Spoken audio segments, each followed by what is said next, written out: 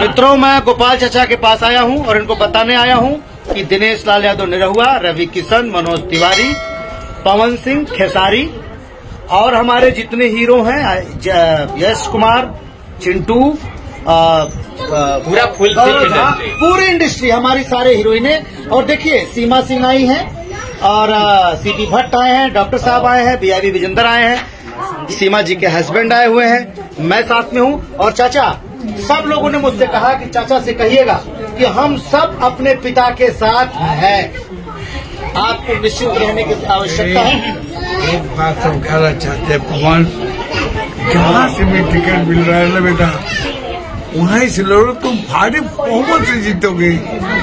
चाहे वो आसनसोल हो, चाहे बंगाल हो, चाहे बिहार हो, लेकिन तुमने अपने माँ का वचन दिया है, चाहे माँ ने तुम्हें वचन दिया है, वो करेगी।